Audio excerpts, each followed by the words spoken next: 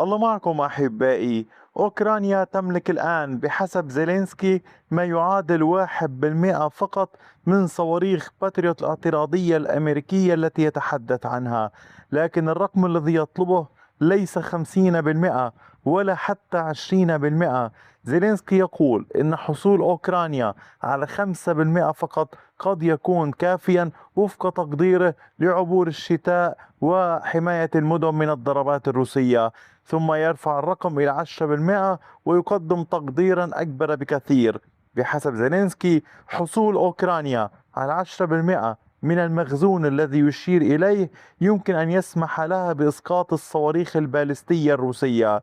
لكن هنا تبدأ المشكلة الحقيقية: كم صاروخا تعني 5% أصلا؟ لأن الولايات المتحدة لا تعلن بالتفصيل الرقم الذي بنى عليه زيلينسكي هذه المعادلة، وفي الوقت نفسه تشير تقديرات حديثة إلى ضغط شديد على مخزون صواريخ باتريوت الأمريكية. وفي الجهة المقابلة روسيا لا تنتظر، فوفق تقدير الاستخبارات العسكرية الأوكرانية أنتجت روسيا خلال يوليو وحده نحو 65 صاروخا من طراز اسكندر آم، أي أننا أمام سباق مختلف تماما. ليس عدد بطاريات باتريوت مقابل عدد قواذف اسكندر، بل كم صاروخا تستطيع روسيا إنتاجه كل شهر، وكم صاروخا تستطيع أوكرانيا اعتراضه قبل أن ينفد مخزونها. وهناك تطور آخر قد يغير هذه المعادلة على المدى الطويل.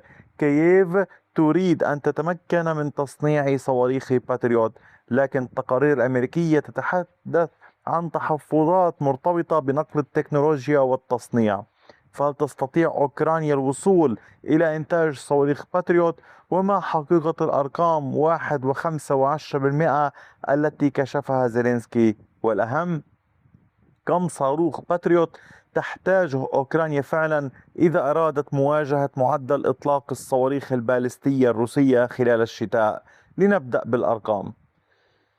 أولا، قال زيلينسكي، قال أمرا هاما: بدل الحديث عن عدد بطاريات باتريوت التي يريد الحصول عليها، تحدث عن نسبة من صواريخ الاعتراض الأمريكية، وقال إن أوكرانيا لديها هذا العام صواريخ اعتراض أقل بنحو 2.5 مقارنة بالعام 2025.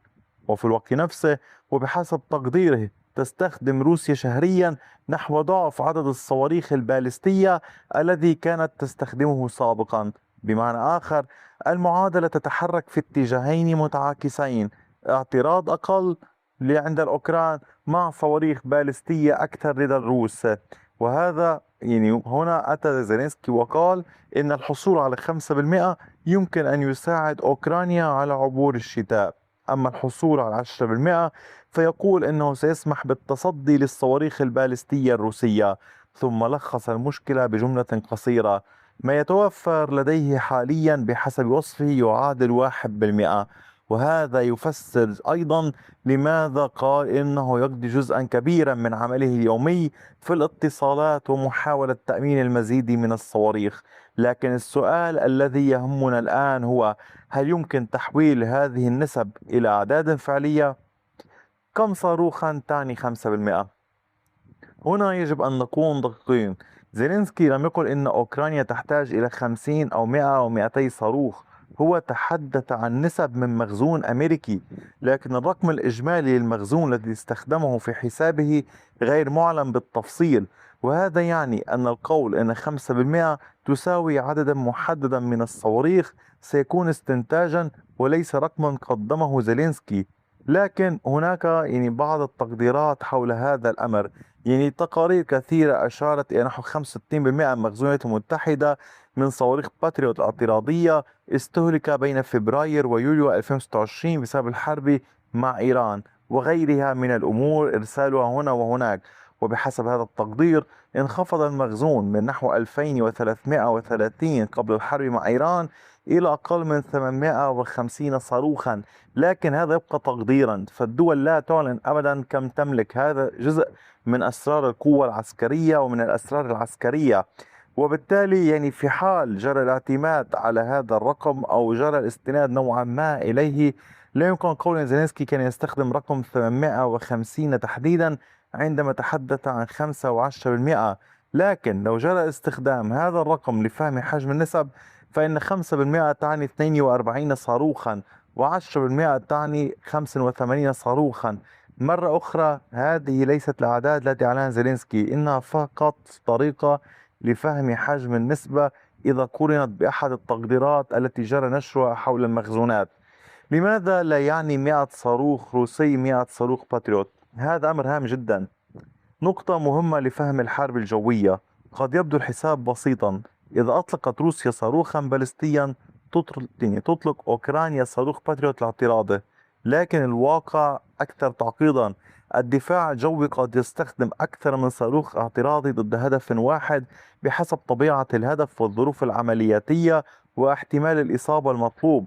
ولهذا فإن السؤال الحقيقي ليس فقط كم صاروخا باليستيا ستطلق روسيا، بل أيضا كم صاروخ اعتراض لكل هدف. فإذا ارتفع عدد الصواريخ الروسية في الوقت نفسه احتاجت بعض الاعتراضات إلى أكثر من صاروخ، فإن المخزون يمكن أن ينخفض بسرعة.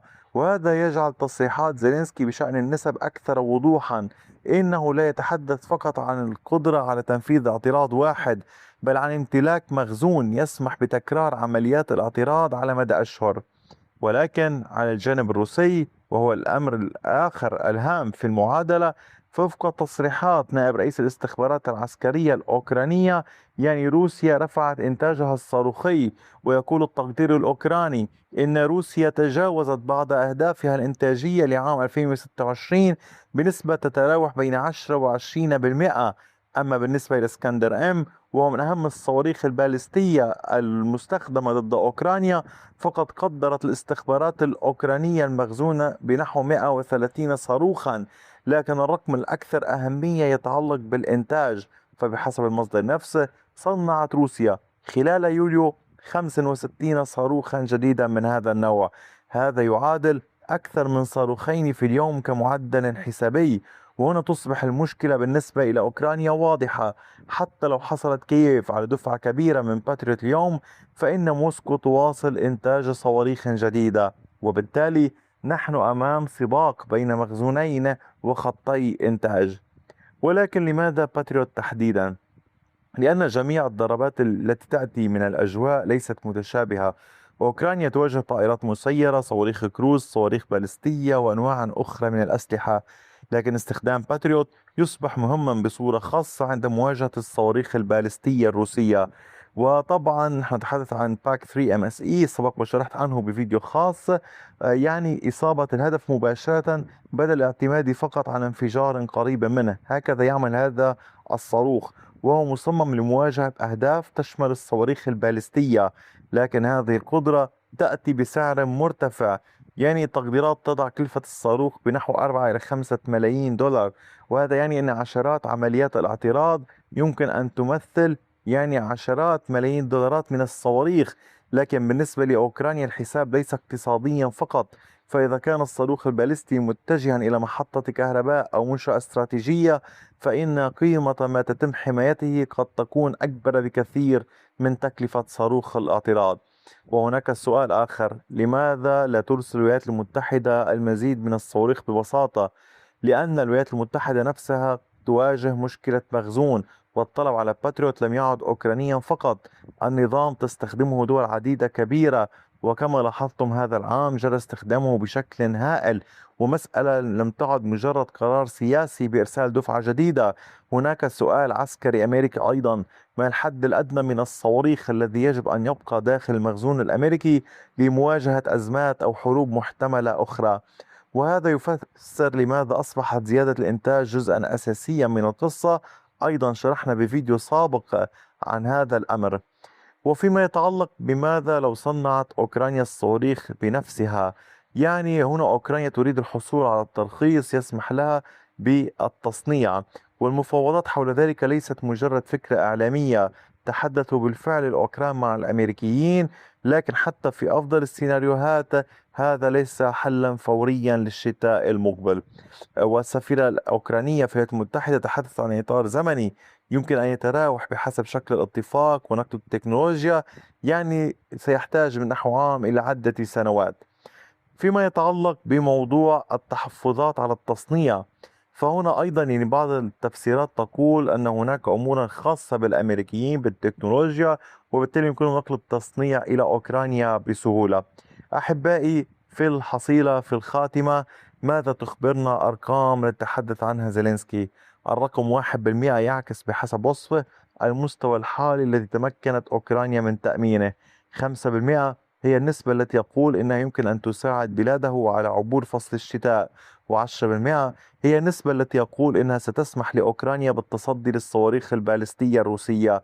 لكن لا يمكن تحويل هذه النسب إلى عدد دقيق من الصواريخ من دون معرفة حجم المخزون الذي استخدمه زيلينسكي في حسابه. وفي الجهة الأخرى، كما أشرنا إلى تقديرات الاستخبارات الأوكرانية، فروسيا تواصل إنتاج المزيد والمزيد من الصواريخ. لذلك ربما يكون السؤال الأهم في هذه القصة ليس من يمتلك النظام الدفاعي الأفضل، بل من يستطيع إنتاج الصواريخ أسرع.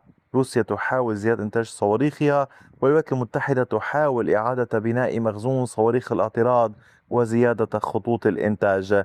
أحبائي، ما رأيكم؟ إذا كانت واشنطن مستعدة لتقديم المزيد من صواريخ باتريوت، فهل الأفضل الاستمرار بإنتاجها داخل الولايات المتحدة وإرسالها إلى أوكرانيا، أم منح كييف ترخيصا يسمح لها بالمشاركة في تصنيعها؟ والسؤال الأصعب، إذا كان مخزون صواريخ الاعتراض محدودا، من يجب أن يحصل على الأولوية؟ أوكرانيا أم الاحتفاظ به كجزء منه للدفاع الأمريكي وحلفاء الولايات المتحدة؟ أتمنى من حضرتكم كتابة آرائكم في التعليقات، وشكرا لكم دوما على كامل وقتكم الثمين، وإلى اللقاء بفيديو آخر.